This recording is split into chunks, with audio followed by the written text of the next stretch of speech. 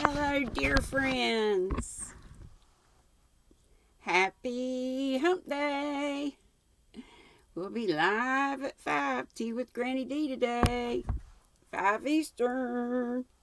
Be there or be square. I gotta get that little thing off. Woo! What happened with that? I hope that doesn't happen anymore. Color don't be snapping in and out. Oh, me. Oh, and it's also Watch Granny Wednesday, so I think I'm just going to be doing my stitch.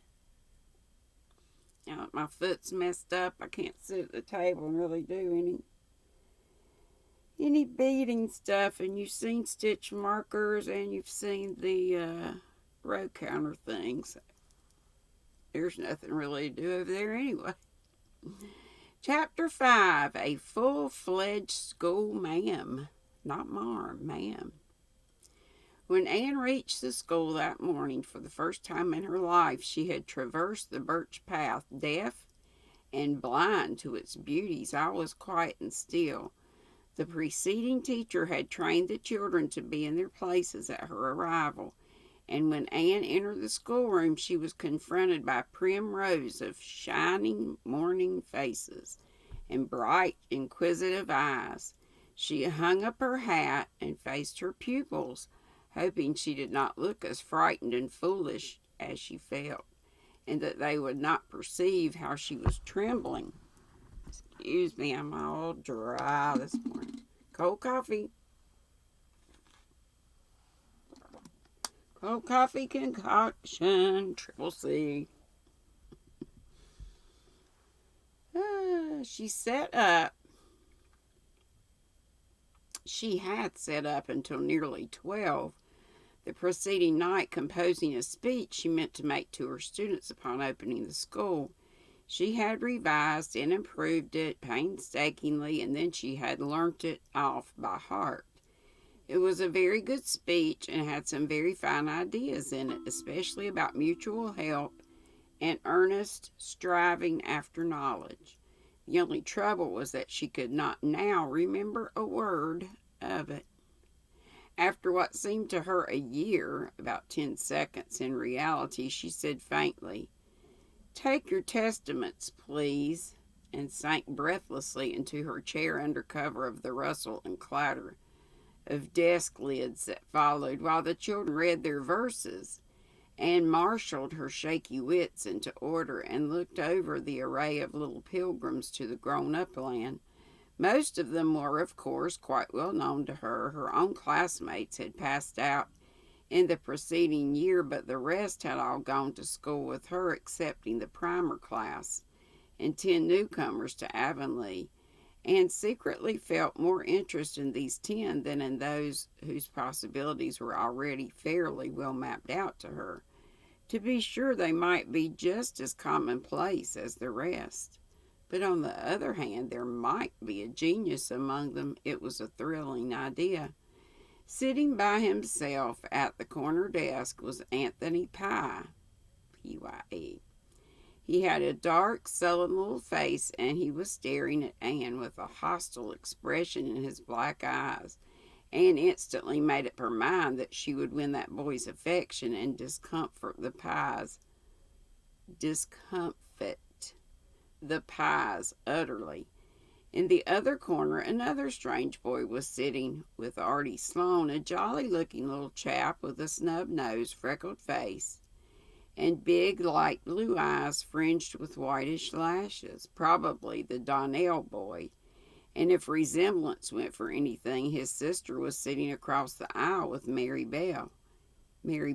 Anne wondered what sort of mother the child had to send her to school dressed as she was.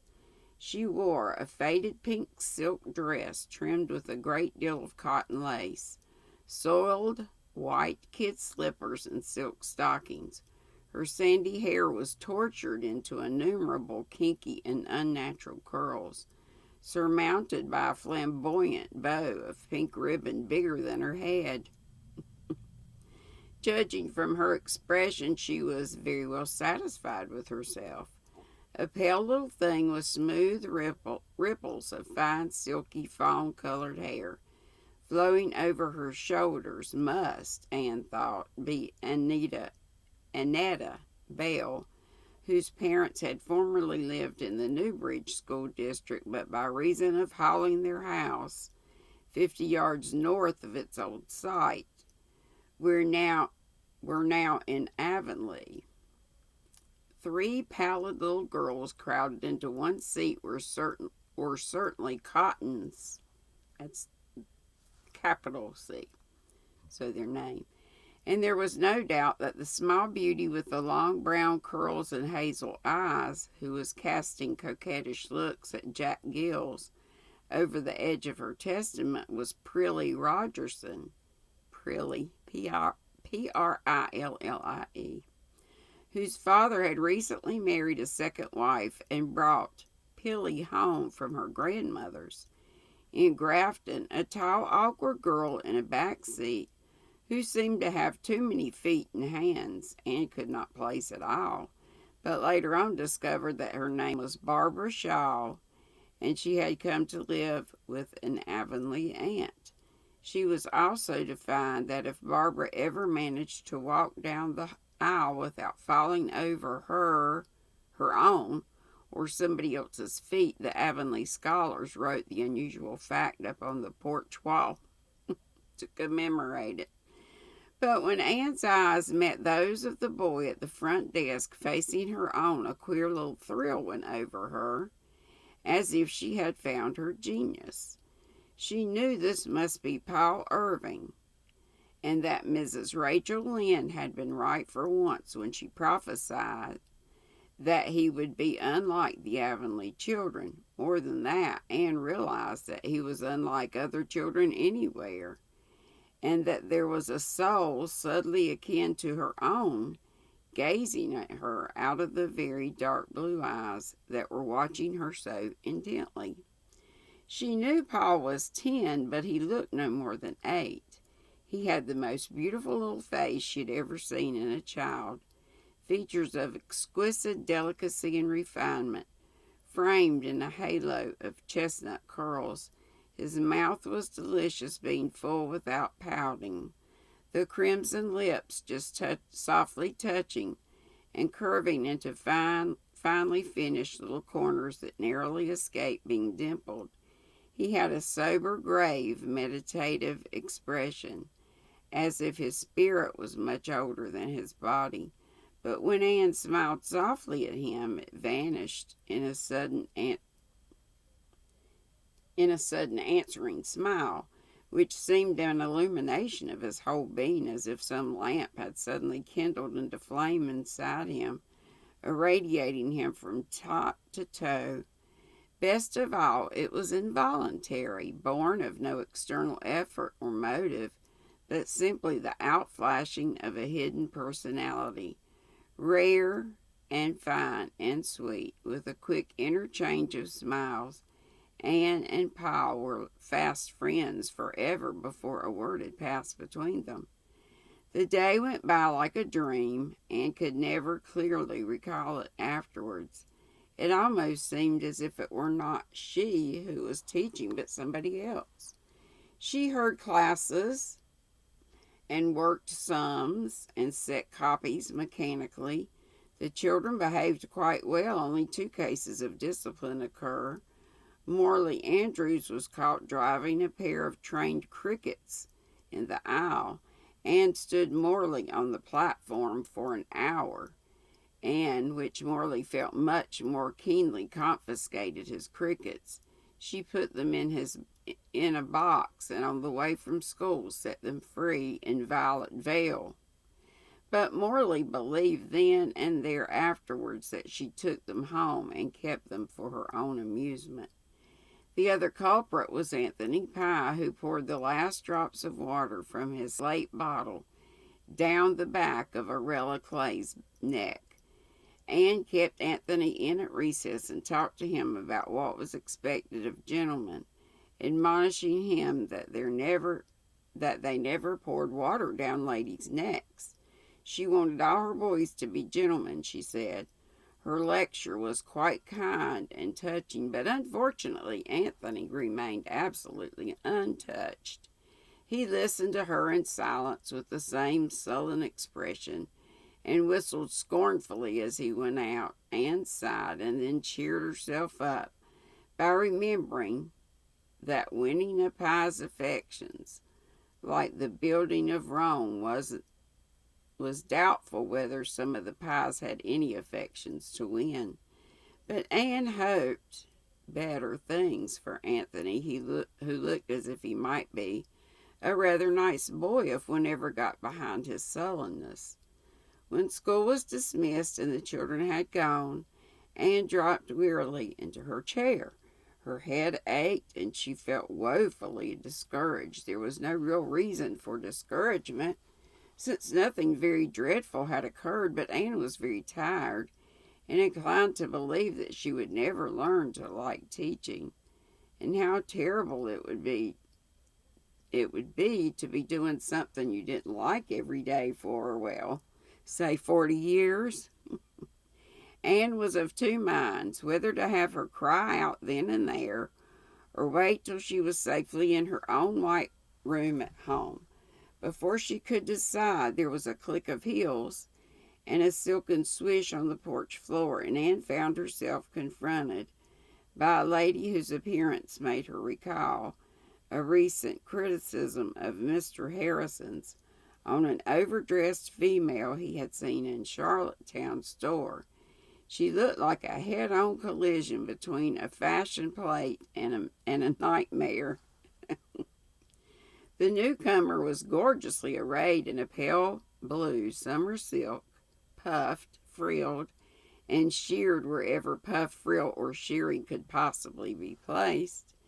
Her head was surmounted by a huge white chiffon hat, bedecked with 3 long but rather stringy ostrich feathers. A veil of pink chiffon, lavishly sprinkled with huge black dots, hung like a flounce from the hat brim to her shoulders, and floated off in 2 airy streamers behind her. She wore all the jewelry that could be crowded on one small woman, and a very strong odor of perfume attended her. "I am Mrs. Donnell, Mrs. H.B. Donnell," announced this vision, "and I have come to see you about something Clarice Elmira told me when she came home to dinner today. It annoyed me excessively." Here we go with parents. That's one of the toughest things about teaching. Parents who take their child's side before they even hear the teacher's side. "I'm sorry," faltered Anne, vainly trying to recollect any incident of the morning connected with the Donnell children. "Clarence Elmira told me that you pronounced our name Donnell. Now, Miss Shirley, the correct pronunciation of our name is Donnell, accent on the last syllable. I hope you'll remember this in future." "I'll try to," gasped Anne, choking back in a wild desire to laugh. "I know by experience it is very unpleasant to have one's name spelled wrong, and I suppose it must be even worse to have it pronounced wrong." "Well, certainly it is, and Clarice Elmira also informed me that you call my son Jacob." "He told me his name was Jacob," protested Anne. "I might well have expected that," said Mrs. H.B. Donnell, in a tone which implied that gratitude in children was not to be looked for in this degenerate age. "That boy has such plebeian taste, Miss Shirley. When he was born, I wanted to call him St. Clair. It sounds so aristocratic, doesn't it? But his father insisted he should be called Jacob after his uncle. I yielded because Uncle Jacob was a rich old bachelor. And what do you think, Miss Shirley? When our innocent boy was 5 years old, Uncle Jacob actually went and got married, and now he has 3 boys of his own. Did you ever hear of such ingratitude?" The moment the invitation to the wedding, for he had the impertinence to send us an invitation, Miss Shirley, came to the house, I said, "No more Jacobs for me, thank you." From that day I called my son St. Clair, and St. Clair I am determined he shall be called. His father obstinately continues to call him Jacob, and the boy himself has perfectly unaccountable preference for the vulgar name. But St. Clair he is, and St. Clair he shall remain. You will kindly remember this, Miss Shirley, will you not? Thank you. I told Clarice Elmira that I was sure it was only a misunderstanding, and that a word would set it right. Donnell, accent on the last syllable, and St. Clair, on no account, Jacob. You'll remember? Thank you. When Mrs. H.B. Donnell had skimmed away, Anne locked the school door and went home. At the foot of the hill she found Paul Irving by the birch path. He held out to her a cluster of the dainty little wild orchids, which Avonlea children called rice lilies. "Please, teacher, I found these in Mr. Wright's field," he said shyly, "and I came back to give them to you because I thought you were the kind of ladies that would like them." How sweet.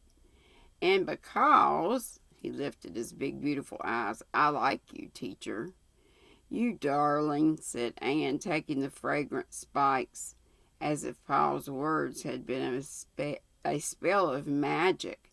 Discouragement and weariness passed from her spirit, and hope upwelled in her heart like a dancing fountain. She went through the birch path light-footedly, attended by the sweetness of her orchards as by a benediction.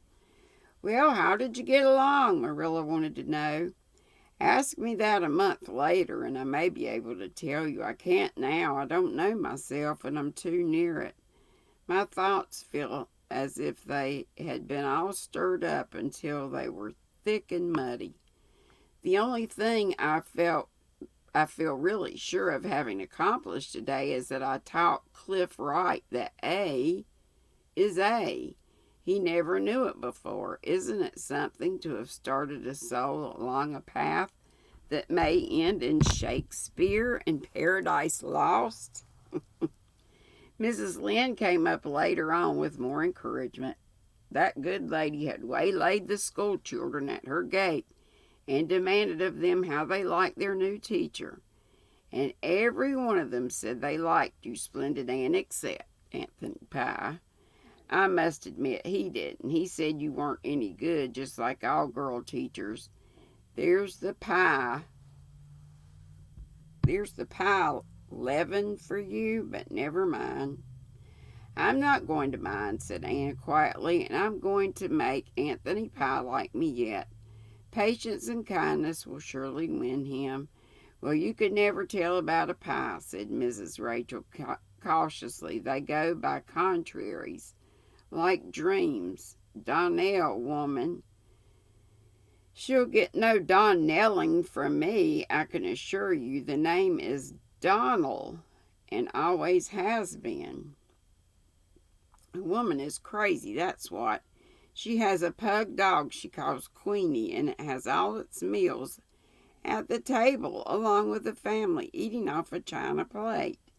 I'd be afraid of a judgment if I was her. Thomas says Donnell himself is a sensible, hard-working man, but he hadn't much gumption when he picked out a wife. That's what." I love the way she says, "that's what." Donnell, or Donald. Now I can't say it with the right emphasis on the correct syllable. Anyway, y'all have a great day, and I hope you'll see me on Watch Granny Wednesday. Still not quite sure, but probably Moss Stitch. And then live at 5. Love you bunches. Be sweet. Don't be ugly. So glad you're here listening. I hope we get more and more folks to listen. Thank you. Bye-bye.